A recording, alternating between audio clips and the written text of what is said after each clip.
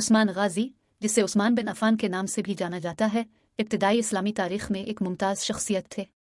वो मुसलमानों के दिलों में इस्लामी बरादरी की तरक्की में उनके ताउन और पैगंबर इस्लाम सल्लल्लाहु अलैहि वसल्लम की तालीमात के लिए उनकी लगन के लिए एक अहम मकाम रखते हैं। बराकरम नोट करें कि यहाँ फराहम करदा मालूमात तारीख़ी अकाउंट्स और इस्लामी रवायात पर मबनी हैं। उस्मान बिन अफ़ान की पैदाइश तकरीबन 576 ईस्वी में मौजूदा सऊदी अरब के शहर ताइफ में हुई। उनका ताल्लुक़ कुरैश के ताकतवर अमवी कबीला से था। इस्लाम कबूल करने से पहले वो एक कामयाब ताजिर थे जो अपनी ईमानदारी, दियानतदारी और दर्दमंदी के लिए मशहूर थे। उस्मान ने मोहम्मद सल्लल्लाहु अलैहि वसल्लम की नबुव्वत के इब्तिदाई दिनों में इस्लाम कबूल किया और इब्तिदाई मजहब तब्दील करने वालों में से थे।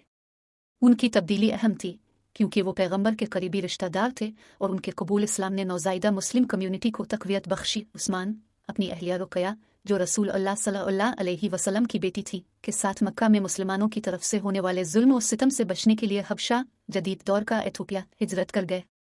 उनका यह सफ़र उनके अक़ीदे से वाबस्तगी और इस्लाम की खातिर मुश्किलात बर्दाश्त करने की उनकी आमादगी को ज़ाहिर करता है। हज़रत मोहम्मद सल्लल्लाहु अलैहि वसल्लम की बेटी से निकाह। रुक़या की वफ़ात के बाद हज़रत उस्मान ने रसूल अल्लाह सल्लल्लाहु अलैहि वसल्लम की दूसरी साहिबजादी उम कुलसूम से शादी की। इस शादी ने उस्मान और रसूल अल्लाह के दरमियान ख़ानदानी ताल्लुकात को मज़ीद मजबूत किया। उस्मान बिन अफ़ान ने रसूल अल्लाह सल्लल्लाहु अलैहि वसल्लम के बाद पहले 3 जानशीनों खलीफा की खिलाफत के दौरान एक अहम किरदार अदा किया। वो अपनी खिलाफत के लिए सबसे ज़्यादा मशहूर हैं, जो 644 से 656 ईस्वी तक जारी रही, जिसने उन्हें इस्लाम का तीसरा खलीफा बनाया। अपनी खिलाफत के दौरान उस्मान ने कुरान मजीद को एक ही तहरीरी नुस्खे में मुरत्तब करने की निगरानी की, जिसमें पैगंबर की वही को महफूज रखा गया। उनकी कोशिशों ने आने वाली नस्लों के लिए कुरान पाक की दुरुस्तगी और तहफ़्फ़ुज़ को यकीनी बनाया। उस्मान को उनकी इंसान दोस्त कोशिशों के लिए भी याद किया जाता है।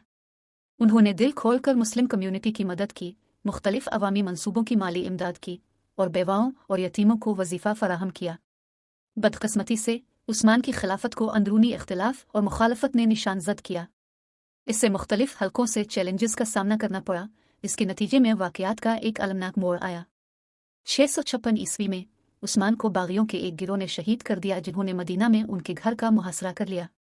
उस्मान गाजी की मीरास इस्लामी तारीख़ में एक दियानत, ईमान और लगन के आदमी के तौर पर जिंदा है। कुरान के तहफ़्फ़ुज़ में उनका किरदार और इस्लाम की तालीमात से वाबस्तगी दुनिया भर के मुसलमानों को मुतासिर करती रहती है।